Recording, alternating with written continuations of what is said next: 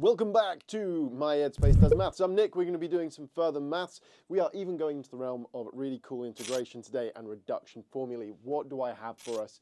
We are going to show that this integral, x to the 5e to the minus x squared from 0 to 1, is the integral is 2e minus 5 over 2e.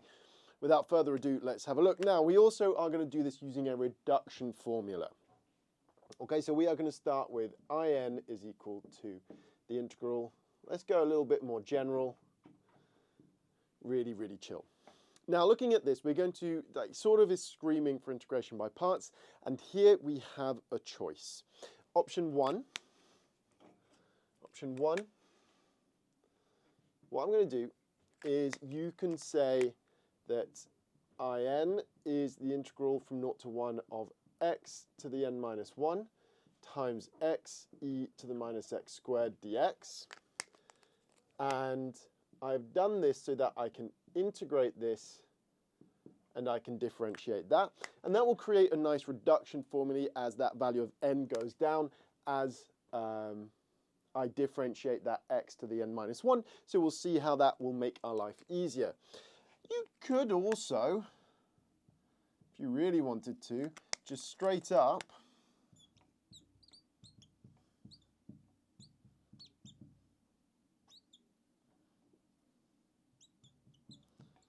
because the whole point is, right, e to the minus x squared doesn't integrate nicely, algebraically. It doesn't. I need the x in front to create a chain rule. Now the other option then is, well, you are left with the option of differentiating that and integrating this one. The issue there is that the power of n will go up, and we'll have to refudge stuff, right? So we'll, instead of getting in and in minus 1, n minus 2, those will be going up, so we'll have to refudge it afterwards. Not the end of the world, but this feels a bit cleaner. So I'm going to go for option number 1. So what I'm also going to do to make my life a little bit easier here is I'm going to whack in a minus 2 and divide by, or times by minus a half, because then I truly do have a chain rule going on. So we are left with in is equal to, so we will end up with that minus a half is still chilling.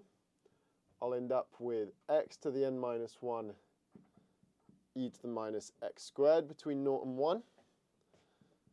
Plus 1/2 the integral of, differentiate this bad boy,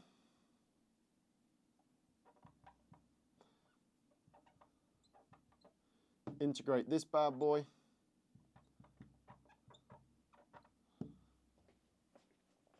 so I end up with in is minus a half. Now let's see what happens here. I'm going to plug in 1 and I will get e to the minus 1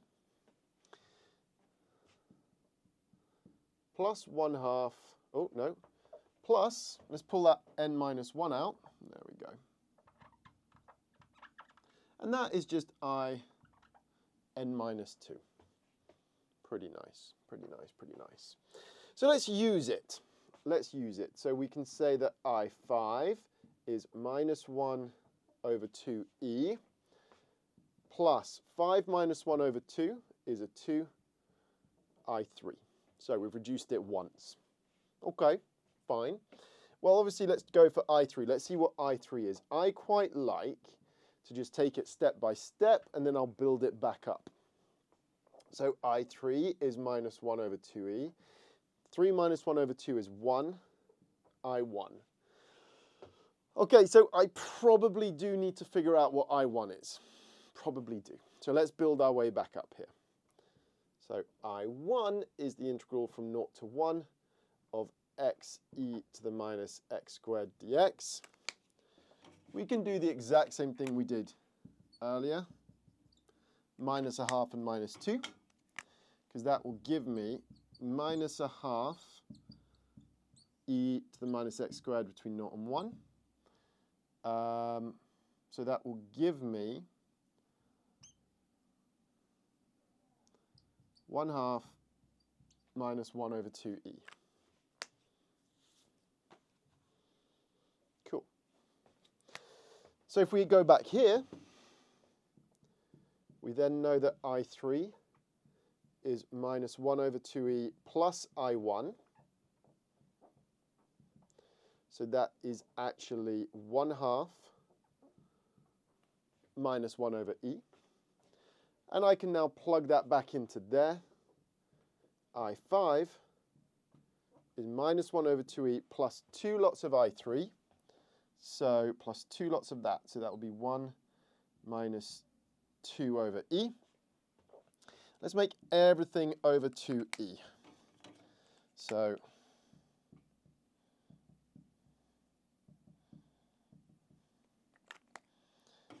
and if we see what we get, I'll get a 2e minus 4 minus 1 over 2e. A nice, clean reduction formula way of going about this. Now, like I said, you could do the entire thing here, and I invite you to try it out, but your reduction formula will be going up. So I think you end up with in, instead of having in and in minus 2, you should end up with in plus 2 and in.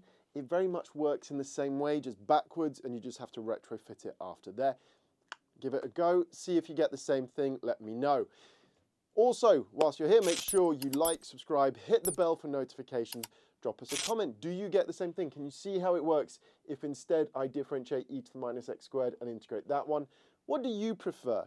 Would you rather let the power of n go up and then swap it over, or do you keep an eye out for these sorts of taking part of a term into the other one to create the chain rules we need? Talk to me, let us know how you are feeling about further maths at the moment. I will see you next time here at MySpace Maths for more further maths. From me, Nick.